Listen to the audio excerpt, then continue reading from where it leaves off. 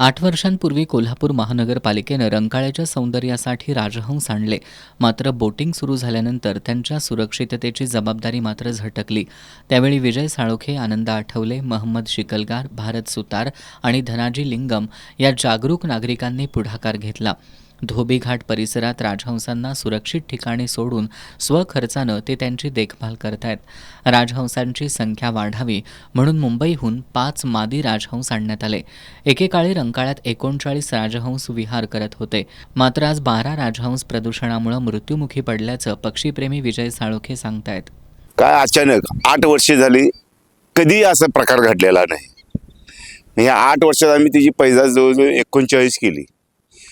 39 मध्ये आता ही 8 वर्षात ही पहिलाच प्रकार की त्यांचे कोण म्हणते मानमुडीचा आहे, कोण म्हणते पाणी प्रदूषण झालं त्याच्यामुळं आहे, कोण म्हणते काय, कोण म्हणते काय. हे आता आम्ही तिथं जाऊन पोस्टमार्टमला ते बदक दिलं राजहंस. त्यांचा निकाल ते आमच्याकडेपर्यंत पोचवू शकलेले नाहीत, कारण ते कॉर्पोरेशन किंवा ह्यांच्याकडे जातो ते निकाल. ते आजपर्यंत आमच्याकडे आलेला नाही. मग परवा दिवशी आम्ही तेवढे फॉरेस्टवाले सगळा ग्रुप आला होता. फॉरेस्ट, कॉर्पोरेशन ही सगळी आली होती 4-5 दिवसापूर्वी. त्यांनी सगळे त्यांना पकडण्याचा सगळं आम्ही सगळ्यांनी प्रयत्न केला. सापडली आम्हाला. त्यांना ड्रॉप दिला. त्याच्यात त्यांनी डॉक्टरनी डोळ्यातला ड्रॉप आणला होता. ते ड्रॉप दिल्यामुळं आता जरा तरतरीत बदक आहेत.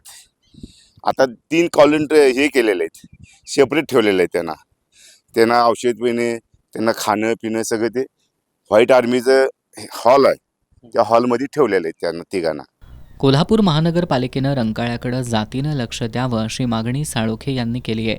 फक्त हे कसं आहे, हे ड्रेनेजचं पाणी हे यात आतमध्ये येतंय, प्रदूषण होतंय, ते रोखलं पाहिजे. महत्वाचं आता इतके वर्ष हे चालूच आहे, रोज चालू आहे, करत्यात.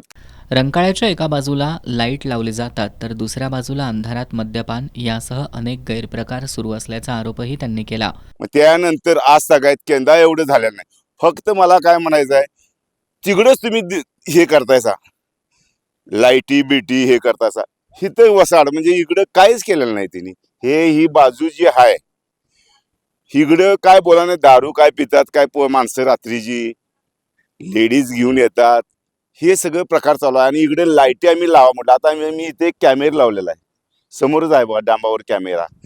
परत या डांबावर कॅमेरा आहे काय एवढा आता लावलाय. त्यापासून इथं काय चोरी झालेली नाही किंवा कुठल्या बदक मेलेला नाही किंवा काही नाही.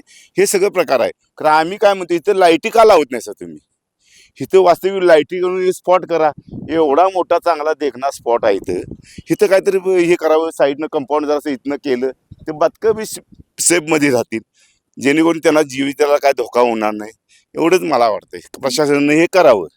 सांडपाणी थेट रंकाळ्यात मिसळत असल्यामुळं रंकाळ्यातील जलचरांसह रंकाळ्यावर येणाऱ्या पक्ष्यांना धोका निर्माण झाल्याचं पक्षीप्रेमी सांगतायत. तर ह्या सर्व परिसरामध्ये इतक्या प्रकारचं घाणीचं साम्राज्य पसरलेलं आहे. आणि हा जो आपण पाठीमागं बघतोय तो आता 4 महिने झालं पडलेला पूल आहे. तिकडे रस्ता अरुंद झालेला आहे आणि याचं पाणी जे आहे सगळं वरतं येणारं पाणी सगळं डायरेक्ट रंकाळ्यात जातं आहे. त्यामुळे रंकाळ्याचं प्रदूषण वाढलेलं आहे. तर संबंधित खात्याने त्याकडे लक्ष देऊन याची व्यवस्था केली पाहिजे.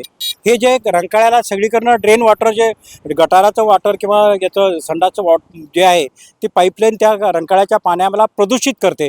त्यामुळं पक्षी मरणे, मासे मरणे ह्या सगळ्या घटना घडतात. रंकाळा सुशोभी करण्यासाठी येणारा निधी नेमका कुठं खर्च होतो असा प्रश्नही नागरिक उपस्थित करतायत. त्याच्या पाण्याला प्रदूषित करते. त्यामुळं पक्षी मरणे, मासे मरणे ह्या सगळ्या घटना घडतात. आता तुम्ही पाहिलं तर एक साईडला तुम्हाला पूर्ण रंकाळा दिसतोय. हो. इराणी खाणीच्या बाजूला प्रदूषणामुळं मासे आणि पक्षी मरताना दिसतायत. या भागाकडे लक्ष दिलं तर रंकाळा जैवविविधतेचं केंद्र बनू शकतो. तर इथे फार दूषित पाणी येतंय. फक्त सरकारने इथं फक्त दूषित पाणी कमी येऊ दे किंवा नाही जरी आलं तरी खूप बरं होईल. इथं दूषित पाण्यामुळे इथं मासे मरून पडतायत. इथं राजहंस आहे ते पण काही मेलेले आहेत या दूषित पाण्यामुळे किंवा इथला असलेला कचरा खाण्यामुळे किंवा ह्याच्यामुळे.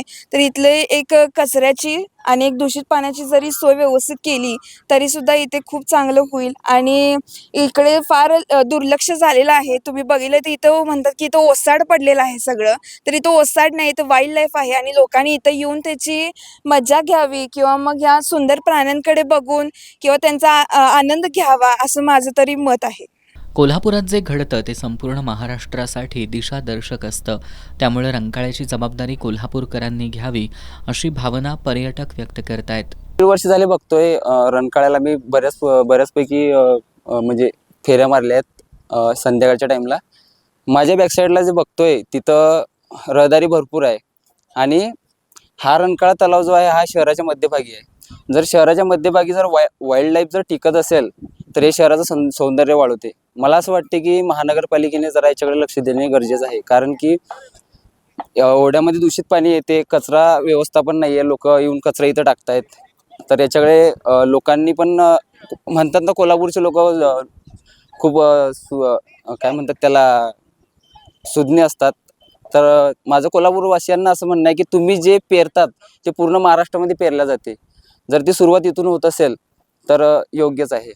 जिल्हा परिषदेच्या पशुसंवर्धन विभागानं राजहंसांचा मृत्यू अन्नातून झालेल्या विषबाधेमुळे झाल्याचा संशय व्यक्त केला असला तरी मृत पक्ष्यांच्या पोस्टमॉर्टम अहवाल अद्याप जाहीर झालेला नाही. अहवाल येईपर्यंत प्रशासन काय करणार, आणखी किती जीव जाणार असे सवाल उपस्थित होत आहेत. याआधीही रंकाळ्यात प्रदूषणामुळे मासे, कासव मृत्युमुखी पडलेत. तक्रारी झाल्यावर जिल्हाधिकाऱ्यांनी आदेश देखील दिले. यावर बातम्या झाल्या, पण महापालिका प्रशासन ढिम्मच आहे. महापालिका प्रशासनाला नेमकी जाग कधी येणार असा सवाल उपस्थित होतोय. एस न्यूजसाठी कॅमेरामॅन विजय जाधवसह उत्तम पाटील.